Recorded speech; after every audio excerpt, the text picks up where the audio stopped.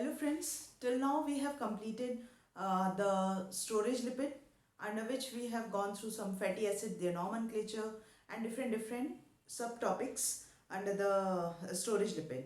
So now we'll move toward structural lipid, and before moving on that एक quick revision कर लेते हैं अब तक के लेक्चर में जो हमने पढ़ा फैटी एसिड्स के बारे में, that they are the basic structural unit of storage lipid. They can be saturated, unsaturated, branched and unbranched. उनके nomenclature के बारे में पढ़ा था, that the number of carbon atom present in the fatty acid is separated by colon with their number of double bond present in their structure, and the position is presented by delta as their superscript. ये हमने थोड़ा बहुत पढ़ा था इसके बारे में. उसके अलावा हमने ओमेगा फैटी एसिड और जो डबल बॉन्ड होता है सिस अनसैचुरेटेड फैटी एसिड में, ये सिस कॉन्फ़िगरेशन में पाया जाता है, ट्रांस में नहीं. In all the naturally occurred fatty acid में it is present in the cis configuration, not in trans.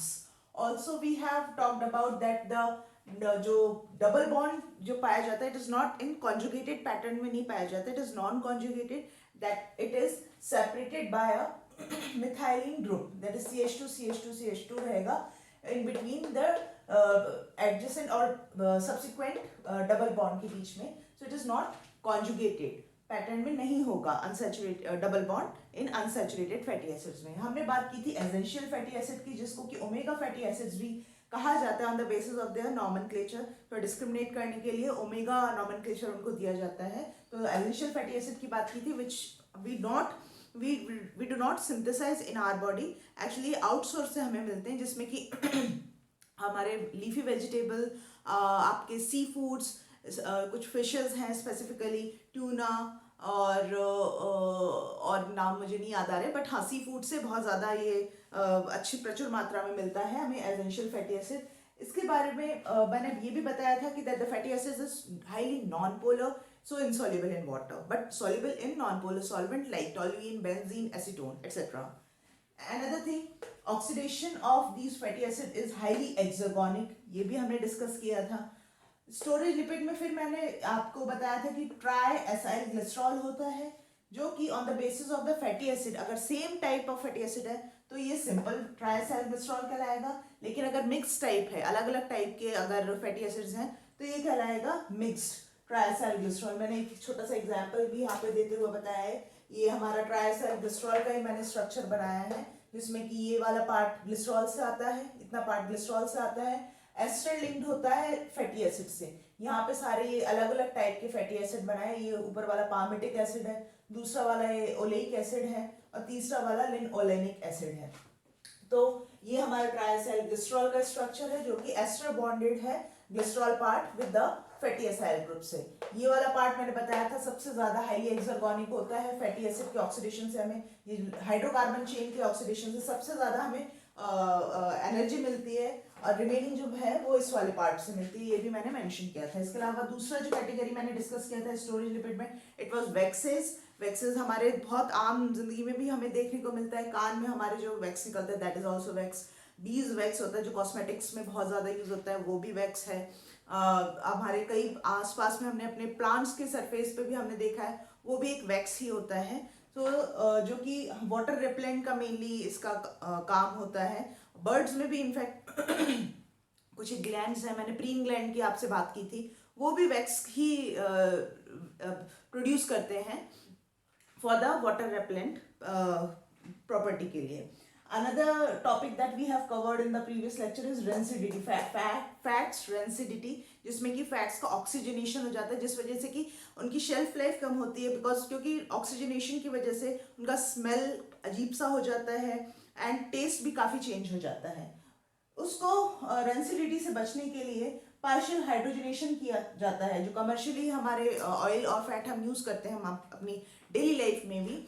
Companies क्या करते हैं, मतलब इंडस्ट्रीज में क्या होता है, उसका पार्शियल हाइड्रोजनेशन हो जाता है, जिस वजह से क्या होता है कि उनका ऑक्सीडेशन इजीली नहीं हो पाता, and double unsaturated fatty acids को कहीं ना कहीं सैचुरेटेड में कन्वर्ट कर देते हैं, और इसके अलावा जो एक अनवांटेड साइड इफेक्ट जो होता है कि ऐसे जरूरी नहीं कि सारे के सारे ही अनसेचुरेटेड और सैचुरेटेड में कन्वर्ट हो जाए। कभी कभी क्या होता है कि डबल बॉन्ड टूटा और वो डबल बॉन्ड कुछ अलग तरह से, जैसे कि ये था सिस बॉन्ड, ये था, ये हमारे हाइड्रोजन है, ये ब्रेक हुआ, पार्शियल हाइड्रोजनेशन में ये ब्रेक किया गया कि भाई यहाँ पे अपना एक एक हाइड्रोजन और जोड़ दिया है। नो डाउट ये डबल बॉन्ड टूटेगा, लेकिन कभी कभी क्या होता है कि ये ब्रेक होके ना वापस इस तरह से ये ट्रांस में कन्वर्ट हो जाता है। तो ये भी एक इसका साइड इफेक्ट है। तो जो कि हाँ, हमारे कहते हैं ना ट्रांस फैट, आजकल बहुत हम बाहर के उससे लेते हैं, तो trans fat is not a good fat for us, it's a bad fat, क्योंकि ये LDL लो डेंसिटी लिपोप्रोटीन जो तमाम कार्डियोवैस्कुलर डिसीज करवाने में हेल्पफुल होते हैं, उनकी डिपोजिशन को ये हेल्प करता है। सो इतना हमने अब तक के पिछले 3 लेक्चर्स में कवर किया है। आज हम बात करेंगे स्ट्रक्चरल लिपिड्स के बारे में। स्ट्रक्चरल लिपिड में आगे बढ़ने से पहले एक पॉइंट मैं आप लोगों से डिस्कस करना चाहूँगी। अक्सर मेरे दिमाग में हमेशा एक थॉट आता है, मे बी मतलब it's my personal thought process, actually how do we get evolutionized from prokaryote to eukaryote. और इसके लिए काफ़ी थ्योरीज दी गई हैं, काफ़ी कुछ इसके लिए प्रमाण भी दिए गए हैं, बट जो मेरे दिमाग में आता है ना, जो मुझे आंसर मिलता है वो ये है कि membrane is the major reason behind it. DNA वगैरह तो होता ही है, मैम्ब्रेन भी होता है। देखिए भाई, प्रोकैरियोट की बात करें, ठीक है, प्रोकैरियोट में भी ATP सिंथेसिस होता है, बिल्कुल होता है। कहाँ होता है? मैम्ब्रेन में होता है। अब बात करें यूकैरियोट की, यूकैरियोट में भी होता है। कहाँ होता है? मैम्ब्रेन में होता है। एग्जैक्टली मैम्ब्रेन में ही होता है, बट एक स्पेशल कंपार्टमेंट होता है हमारी यूकैरियोटिक सेल में, that is called as mitochondria, also called as power house of cell. क्यों? क्योंकि ATP सिंथेसिस हो रहा है। अब इसमें भी मैम्ब्रेन में होता है, और मैम्ब्रेन भी कौन सी? जो इनर मैम्ब्रेन, मतलब इतना मैम्ब्रेन इसके पास था कि इसने इनर मैम्ब्रेन को कहा कि भैया अब तू फोल्ड हो जाओ, क्रिस्टी बना ले। तो उस स्ट्रक्चर, फोल्डेड स्ट्रक्चर को कहते हैं क्रिस्टी। उस मेम्ब्रेन में एक एंजाइम होता है ATP सिंथेज, वो वहां पे उसका ATP सिंथेसिस करता है।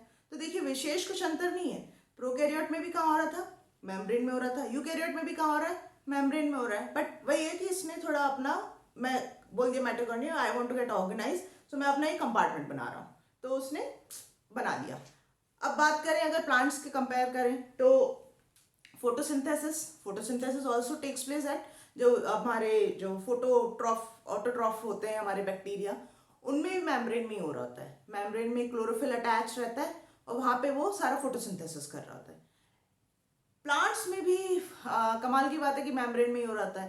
थाइलाकोइड स्ट्रक्चर थोड़ा बहुत याद आ रहा हो, जो स्टैक ऑफ कॉइन्स की तरह अंदर क्लोरोप्लास्ट में रहते हैं, याद है थाइलाकोइड? हाँ, वहाँ पे सारा हमारे मतलब प्लांट्स में भी वहाँ पे क्लोरोफिल रहता है, और जो भी लाइट एब्जॉर्बिंग पिगमेंट रहते हैं वहीं पे, और सारा कुछ वहीं पे हो रहा है। तो कुल मिला के हो सब मेम्ब्रेन का ही खेल है, चाहे वो प्रोकैरियोट की बात करें चाहे यूकैरियोट की बात करें, सब कुछ यही हो रहा है। तो मेजर जो कल्प्रिट है ना प्रोकैरियोट से यूकैरियोट कन्वर्ट करने में, मेम्ब्रेन है। ऑल्दो इट्स माय पर्सनल, मैं किसी भी थ्योरी को चैलेंज नहीं कर रही, ये मेरा पर्सनल पॉइंट है आपके सामने जो मैंने आपसे डिस्कस किया। नाउ मेम्ब्रेन की बात करें तो बिल्कुल सही, ये मेम्ब्रेन ही है जिसने कि भाई यूकैरियोट को कहा कि अब भाई तुम लोग थोड़ा सा, क्योंकि तुम्हें डेवलप होना पड़ेगा, तो अपना अपना कंपार्टमेंट अपना अपना बना लो। कि एक जैसे ऑफिस नहीं होता, उसमें एक जगह फाइल आती है, एक जगह कुछ और काम हो रहा होता है, कहीं एडमिनिस्ट्रेटिव कहीं HR, तो वही हमारे यूकैरियोटिक सेल में भी ऑर्गेनाइज हुआ कि तुम बनाओगे मेम्ब्रेन, अपना कवर कर लो, तुम अपना ATP बनाओगे, तुम अपना फोटोसिंथेसिस करोगे, तुम अपना लाइसोसोम वाला काम करोगे, इस तरह से ट्रैफिकिंग का अलग काम चलेगा। तो ये सब सब और सब मेम्ब्रेन का एक खेल है। तो यहाँ पे स्ट्रक्चरल मेम्ब्रेन, जो स्ट्रक्चरल लिपिड, यहाँ से शुरुआत होती है कि भाई मेम्ब्रेन का मेजर कोर स्ट्रक्चर कौन बनाता है। अभी तक हमने पढ़ा है, थोड़ा मोटा मोटा तौर पे आप लोगों को मैं डिस्कस करूंगी, सबको वैसे दिमाग में क्लिक कर रहा होगा अभी कि लिपिड होता है, प्रोटीन होता है, थोड़ा बहुत कार्बोहाइड्रेट भी होता है, बट मेन जो कोर है ना, it is made up of lipid. बिल्कुल सही कह रही हूँ मैं कि भाई क्योंकि यहाँ इस तरह से आपने देखा ही होगा, ये यहाँ ये लिपिड्स अरेंज रहते हैं, इनके बीच बीच में कहीं कहीं प्रोटीन होते हैं, ठीक है ना। यहाँ पे थोड़ा थोड़ा प्रोटीन, ये आ जाएगा, ये आ जाएगा, ये आ जाएगा, इस तरह से ये प्रोटीन होते हैं और इन प्रोटीन से ही कार्बोहाइड्रेट जुड़े रहते हैं। तो main core is made up of lipids. Now what type of lipids, ऐसा नहीं कि केवल एक फॉस्फोलिपिड्स ही मेम्ब्रेन बनाते हैं, बहुत टाइप के यहाँ पे भी लिपिड्स पाए जाते हैं इन स्ट्रक्चरल मेम्ब्रेन, जो कि यहाँ मैंने लिखे भी हैं। पहली कैटेगरी है ग्लिसरोफॉस्फोलिपिड्स की, दूसरा आते हैं गैलेक्टोलिपिड्स, मेनली प्लांट्स में आता है, मैं अब बताऊंगी इसका भी। तीसरा है sulfolipid, archaeal tetra ether lipid, sphingolipid and sterols. ये कैटेगरीज हैं स्ट्रक्चरल लिपिड की। आज हम बात करेंगे ग्लिसरोफॉस्फोलिपिड की खाली। ये भी मैं रख कर देती हूँ जिससे कि हमें स्पेस मिल जाएगा, काफी रिवीजन हमने कर ही लिया है। भाई आप लोग एक चीज नहीं कर रहे यार, ना तो कोई कमेंट डाल रहे हो, कोई क्वेश्चन कोई क्वेरी नहीं, इतना अच्छा पढ़ा रही हूँ मैं, कुछ तो कमेंट्स वगैरह डालो और लास्ट तक जरूर देखा करो। एक एक छोटी छोटी चीजें, जैसे आज मैंने काफी कुछ बता दिया, माइटोकॉन्ड्रिया के बारे में बताया, पावर हाउस ऑफ सेल, और भी इस तरह से काफी सारी चीजें मैं बताने वाली हूँ। छोटी छोटी चीजें हैं जो आपके कॉम्पिटिशन एग्जाम में आ सकती हैं। तो एक तो पूरा देखा करो और इसके अलावा शेयर करो, लाइक करो, कुछ कमेंट्स भी करो, पॉजिटिव नहीं तो नेगेटिव भी करो, so that I can improve my performance. ठीक है, चलिए। हाँ, ग्लिसरोफॉस्फोलिपिड, जैसा कि नाम से पता चल रहा है थोड़ा बहुत कि यहाँ पे ग्लिसरॉल होगा, फॉस्फेट भी होगा, और ये लिपिड का है तो फैटी एसिड भी होगा। तो ये क्या क्या कह रहा है कि ग्लिसरॉल है, फॉस्फोरिक एसिड है, और लिपिड है तो यहाँ पे फैटी एसिड्स है ना। एग्जैक्टली। तो अब ये ऊपर वाला जो स्ट्रक्चर मैंने बनाया हुआ था और अब मैंने छोड़ दिया है, तो अब देखें इतना पार्ट हमारा ग्लिसरॉल से आता है, ठीक, ये हमारी फैटी एसिड की चेन है। अब ग्लिसरोफॉस्फोलिपिड में क्या होता है कि ये दो जो फैटी एसिड है ऊपर 1 और 2 पोजीशन पे, ये तो रहते ही हैं एज इट इज। तीसरा वाला अपनी कुर्बानी दे देता है कि भाई चलो, तीसरे वाला कार्बन कहता है कि कोई ना, मैं फॉस्फेट से जुड़ जाऊंगा। ठीक है ना।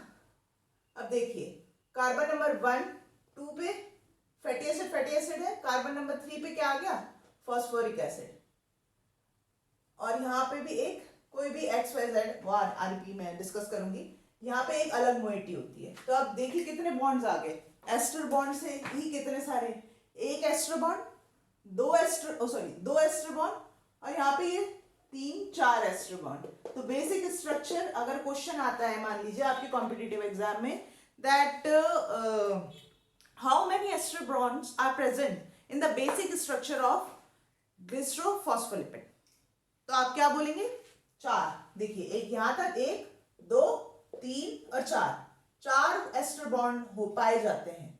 ठीक है ना। आगे और भी बढ़ जा सकते हैं ये, मैं जो इसके भी कैटेगरी में जब जाऊंगी तो आपको और भी इसके आगे बढ़ते हुए दिखेंगे। तो ये होता है basic structure of glycerophospholipid. Now on the basis of this X group it can be further of different type, in which first is number 1, अगर मान लीजिए ये H ही है, दिस X इज H, हाँ, तो इसको कहेंगे हम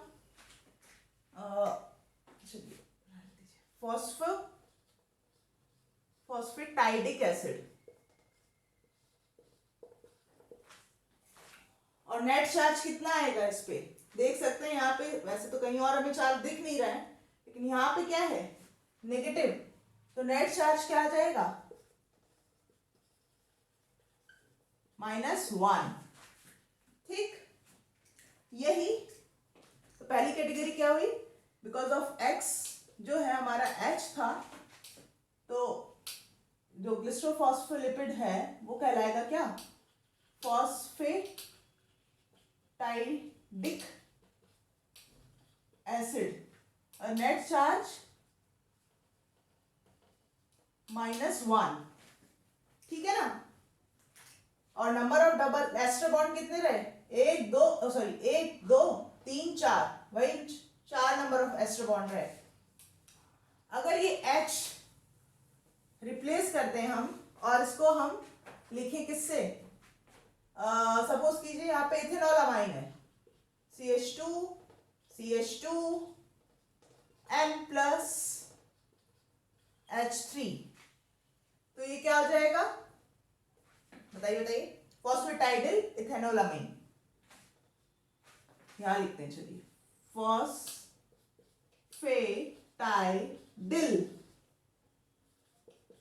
इथेनोलामिन, जिसको कि हम लेसिथिन या सिफेलिन, इसको हम सिफेलिन भी कहते हैं। नेट चार्ज, क्योंकि अब यहाँ पे देखिए नेगेटिव है, ये पॉजिटिव है, नलिफाई हो जाएगा, नेट चार्ज आएगा 0। नंबर 2 कैटेगरी में जब ये इथेनॉल अमीन आएगा, इथेनॉल अमीन।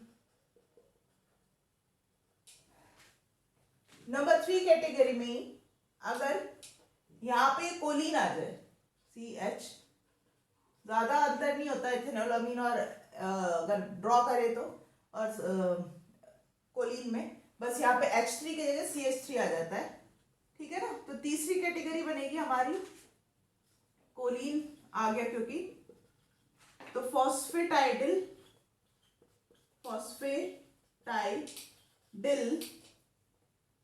कोलिन, जिसको कि हम कहते हैं लेसिथिन। ओके, यहां भी नेट चार्ज 0 ही रहेगा। नंबर ऑफ एस्टर बॉन्ड कितने रहेंगे? 4, ठीक है ना। अब यदि अगर यहां पे एक और मैं ग्लिसरॉल ही ऐड कर दूं, देखिए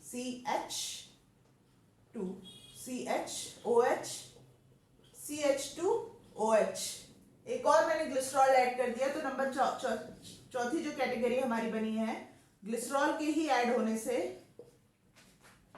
फॉस्फेटाइडिल ग्लिसरॉल, और यहां नेट चार्ज क्या आएगा बता सकते हैं?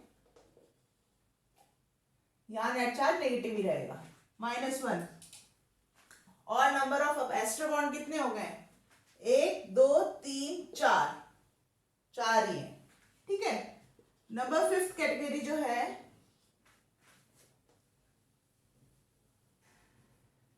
अगर यहां पे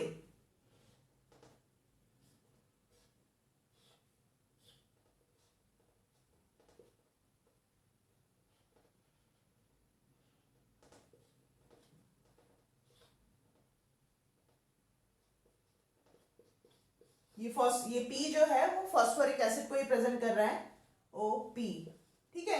HOH HOH OH H, ठीक है ना। ये कहलाता है मायो आइनोसिटॉल 4,5 बाय फॉस्फेट। ये जो रिंग स्ट्रक्चर मैंने बनाया उस अकेले का नाम है इतना बड़ा, ठीक है ना। मायो आइनोसिटॉल 4,5 बाय फॉस्फेट, जैसे अगर नंबर 1, ये कार्बन नंबर 1 है, 2 3 4 5, 4 5 बिसफॉस्फेट 6, जैसे 6 कार्बन रिंग है, तो जब हमारा यहाँ पे ये जब ऐड होता है तो इसका नाम फाइनली क्या बनेगा? फॉस्फेटाइडिल आइनोसिटॉल 4,5 बाय फॉस्फेट। और अब नंबर ऑफ एस्टर बॉन्ड कितने होंगे ये बता सकते हैं? बताइए बताइए, काउंट करिए। देखिए 1 2 3 4 वो तो थे ही हमारे। अब 4 के अलावा 5 और 6 तो होंगे हमारे नंबर ऑफ एस्टर बॉन्ड। नहीं 6 भी नहीं, क्यों 8 हो जाएंगे। 8 हमारे होंगे एस्टर बॉन्ड, क्योंकि यहाँ पे इस तरह का ही तो स्ट्रक्चर है, तो जब यहाँ पे 2 है तो इनमें भी ये 2 रहेंगे। नहीं सॉरी 6 ही रहेंगे। नंबर ऑफ एस्टर बॉन्ड 6 ही रहेंगे, क्योंकि ये अगर हम इसको और खोल दें, चलिए ये वाले को हम ओपन करते हैं, ये आएगा P, ये आएगा ये, ठीक है ना। तो ये 1 2 इस तरह से 3 4 3 4 5 6, 6 हमारे एक्स्ट्रा बॉन्ड रहेंगे यहाँ पे। और नेट चार्ज क्या हो जाएगा बताइए, नेट चार्ज क्या आएगा, नेट चार्ज रहेगा हमारा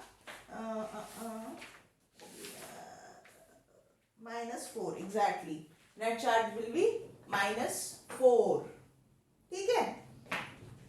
नाउ 6 जो कैटेगरी बन रही है वो और भी इंटरेस्टिंग है, थोड़ी कॉम्प्लिकेटेड होती जा रही हैं चीजें, ठीक है ना। एस्टर बॉन्ड भी बढ़ रहे हैं, चार्ज भी ऊपर नीचे हो रहे हैं। तो देखिए 6 कैटेगरी, अगर मैं इस पूरे स्ट्रक्चर को ही मैं फिर से ड्रॉ करूं,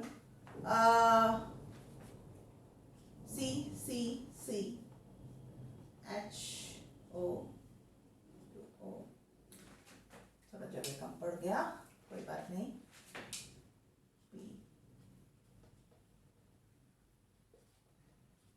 H C H O H C H negative O, यहाँ पे सी एच ओ सी R1 CH2O C R1, ठीक है ना। O नेगेटिव O P,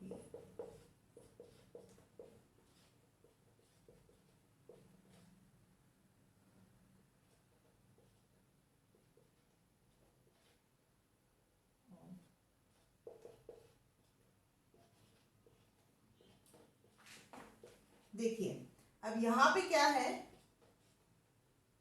इतने सारे तो ग्लिसरॉल आ गए यहाँ पे, ठीक है ना।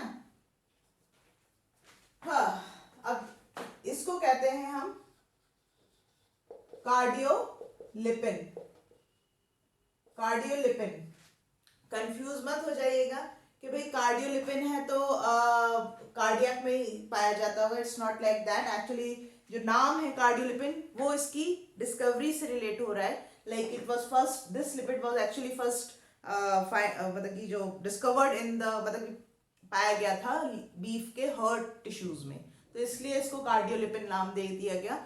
ये और भी कई सारी जगहों पे पाया जाता है, लाइक आपके डिफरेंट टिश्यू, आपके इम्यून सिस्टम में भी, इम्यून सेल्स में ही पाया जाएगा, और भी डिफरेंट डिफरेंट जगह पे ये पाया जाता है। It's not specific for the heart tissues only. So cardiolipin में क्या होता है, मैं एक बहुत एक स्पेशल फीचर है, देखिए ये तो था हमारा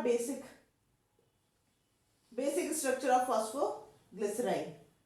अब आप देख सकते हैं कि एग्जैक्ट मिरर इमेज जैसा फील आ रहा है। मान लीजिए अगर ये R2 ना होके यहाँ भी अगर ये R1 टाइप ही होता तो एग्जैक्टली मिरर इमेज हो जाता, और ये बीच में केवल एक ये ग्लिसरॉल है, तो that means the 2 phosphoric acid are joined by a 1 glycerol। ये इसका मेन खास फीचर है कार्डियोलिपिन में कि एक ग्लिसरॉल 2 फॉस्फोरिक एसिड को जोड़ रहा होता है, ठीक है ना। एक और ग्लिसरॉल ये है, और एक ये बेसिक तो ग्लिसरॉल वाला पार्ट ये होता ही होता है हमारी बेसिक स्ट्रक्चर में। So this is all about the different type of phosphoglycerides ना, और ग्लिसरोफॉस्फोलिपिड, फॉस्फोग्लिसराइड, ग्लिसरोफॉस्फोलिपिड में नाम इस तरह से यूज करते रहेंगे, डोंट गेट कंफ्यूज, ये दोनों एक ही हैं, ठीक है ना। इसके अलावा अभी तक देखिए मैंने ये फैटी एसिड नहीं हटा, आप देख रहे हैं फैटी एसिड सभी में on the basis of the type of this X group types change होते गए। छठा यहाँ पे था कार्डियोलिपिन, एंड इसका जो नेट चार्ज होता है वो होता है -2, ठीक है। तो ये बेसिक स्ट्रक्चर यही चल रहा है, एक्स के बेसिस पे सारा कुछ ये टाइप्स बनते गए। तो क्या हम इससे, इस स्ट्रक्चर से इसकी प्रॉपर्टीज हम जांच पता कर सकते हैं? बिल्कुल पता कर सकते हैं कि भाई ये वाला जो पार्ट है नॉन पोलर होगा, बट ये वाला पार्ट जो है पोलर होगा। अब देखिए नॉन पोलर भी है और पोलर भी है, तो ऐसे जिस भी केमिकल कंपाउंड का जब nature polar and non polar होता है, if a compound having polar property for related to some part, while also at the same time having non-polar property, then such a compound is called as amphipathic molecule. Amphipathic molecule. दूसरा चीज ये था कि हाँ, अब amphipathic molecule होता है, इसके अलावा कि भाई एक जो पार्ट होगा वाटर लविंग होगा, बिल्कुल सही बात है, और दूसरा जो पार्ट होगा वाटर हेटिंग। यही कारण है कि जो हमारी मेम्ब्रेन होती है, सेल मेम्ब्रेन होती है या किसी भी ऑर्गेनेल की जो मेम्ब्रेन होती है, उसमें जो पोलर वाला जो पार्ट होता है वो अपने आप को साइटोसॉल की तरफ अरेंज कर लेता है, और जो हाइड्रोफोबिक पार्ट होता है, वाटर हेटिंग वाला पार्ट, वो अवे फ्रॉम इट। इसीलिए कुछ इस तरह का संरचना हमें मेम्ब्रेन में दिखती है, क्योंकि ये वाला जो पार्ट होता है that is hydrophobic and this one is hydrophilic. Okay, so this is about the glycerophospholipid and the common property related to it. Now moving toward another category of glycerophospholipid का, एक तरह से देखा जाए तो वैसे तो पार्ट उसी का है, बट फिर भी इसको थोड़ा अलग वो दिया गया है पोजीशन, बिकॉज अभी तक हम देखते हैं कि भाई ग्लिसरॉल है, ये वाला पार्ट हमारा ग्लिसरॉल है, और इसमें at carbon number 1 and 2 fatty acid chain attached है with the help of ester bond. यहाँ पे हमारा फॉस्फेट है, लेकिन क्या होगा अगर एक फैटी एसिड को मैं एस्टर लिंक ना करके ईथर लिंक्ड कर दूं,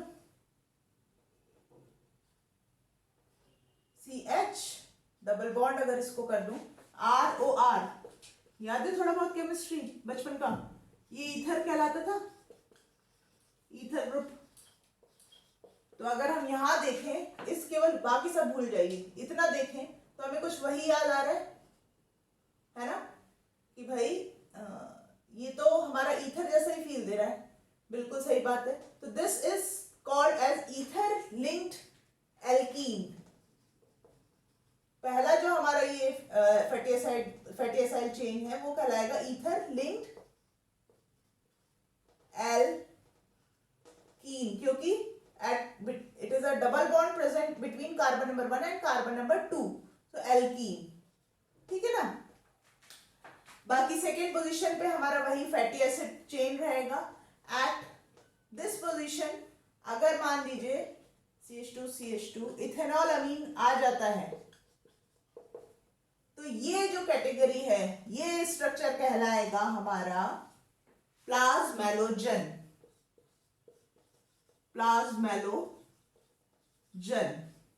जो कि पाया जाता है आर्की बैक्टीरिया में, मेनली हेलोफिलिक बैक्टीरिया जो होते हैं उनमें पाया जाता है। ये पाया जाता है आपकी कुछ एक प्रोटिस्ट में भी, उसके अलावा ये कुछ इन्वर्टिब्रेट्स में भी पाया जाता है, और तो और ये हमारे हार्ट टिश्यूज में भी पाया जाता है, हार्ट सेल, कार्डियक सेल्स जो होती हैं उसमें भी पाया जाता है। ठीक है। इसकी खासियत क्या है कि दिस इज टोटली, मतलब this is highly resistant for phospholipase, एक एंजाइम होता है। अब क्योंकि मैंने पिछले लेक्चर में भी आपको बताया था ये लाइपेज एंजाइम कहाँ अटैक करता है, एस्टर बॉन्ड पे, और एस्टर बॉन्ड भी कौन सा, carbon number 1 and carbon number 3, याद है। तो अब जब हमारे कार्बन नंबर 1 में हमारा एस्टर बॉन्ड बचा ही नहीं है, तो यहाँ पे लाइपेज एक्ट ही नहीं कर पाएगा, तो this complete molecule get resistant of this enzyme, है ना। तो ये यहाँ पे काम ही नहीं कर पाएगा।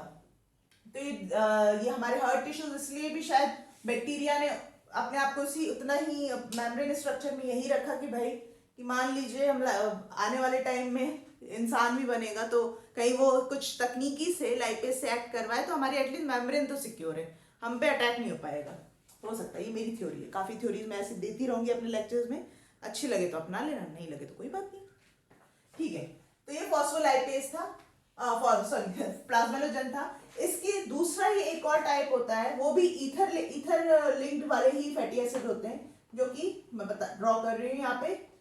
ये बेसिक स्ट्रक्चर तो यही रहेगा, ओ नेगेटिव आ जाएगा। यहाँ पे इथेनॉल अमीन की जगह क्या होगा, कोलिन आ जाएगा।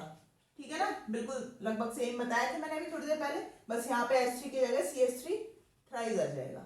यहाँ पे भी वही अपना एस्ट्रलिंग से ही एसाइल फैटी एसिड होगा, CH2 नहीं sorry not acyl, CH3 acetyl group होगा यहाँ पे। यहाँ पे क्या होगा, CH2O। अब ये यहाँ पे अल्कीन नहीं होगा, CH2 मान लीजिए पार्मिटिक एसिड है, ठीक है ना। तो अब ये ईथर लिंक्ड एल्केन है ये, ठीक है, एल्केन, क्योंकि अब डबल बॉन्ड नहीं है यहाँ पे, तो ईथर लिंक्ड एल्केन। और इनको क्या कहते हैं, इनको कहते हैं प्लेटलेट एक्टिवेटिंग फैक्टर्स। ये mainly basophil at the time of injury release करती है, जिससे कि क्या होता है, एक तो होता है प्लेटलेट एग्रीगेशन,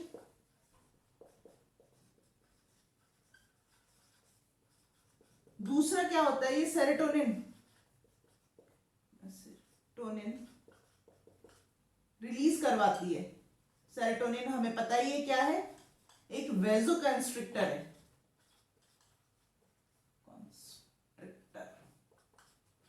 है ना, तो ये काम करती है। इसके अलावा ये लिवर टिश्यूज में भी पाया जाते हैं, लंग टिश्यूज में भी पाया जाता है, आपके नर्वस टिश्यूज में भी पाया जाता है प्लेटलेट एक्टिवेटिंग फैक्टर। तो आज हमने क्या क्या कवर किया, प्लेटलेट एक्टिवेटिंग फैक्टर, प्लाज्मेलोजन और फॉस्फोग्लिसराइड के different categories on the basis of the x group जो फॉस्फेट से अटैच था। तो ये तो दो कैटेगरी हमने आज के स्ट्रक्चरल लिपिड में कवर कर ली हैं। आज का लेक्चर अगर अच्छा लगा हो तो इसे प्लीज़ लाइक कीजिएगा, मेरा चैनल सब्सक्राइब कीजिए। आने वाले टाइम में मैं और भी बहुत इंटरेस्टिंग टॉपिक्स लेके आने वाली हूँ, बिकॉज हाँ अभी हम लिपिड वाले चैप्टर में मेनली हम टाइप्स डिस्कस करेंगे, इनका मेम्ब्रेन में क्या अरेंजमेंट होता है, क्या फंक्शन होता है, ये सब हम नेक्स्ट चैप्टर जो मैं बायोलॉजिकल मेम्ब्रेन आपके साथ डिस्कस करने वाली हूँ उसमें सब कुछ डिटेल में बताऊंगी। तो आज का लेक्चर मेरा पसंद आया हो तो इसे लाइक करें, subscribe my channel, share it with your friends and comments कीजिए, पॉजिटिव ना सही तो नेगेटिव ही कीजिए, और लास्ट तक ज़रूर देखिए क्योंकि इन टॉपिक से रिलेटेड कुछ क्वेश्चंस भी मैं ऐड करती हूँ इधर इन द कमेंट बॉक्स और इन द वीडियो। ठीक है, तो प्लीज़ उन्हें भी आंसर कीजिएगा। Okay, till then stay safe and stay blessed, bye bye.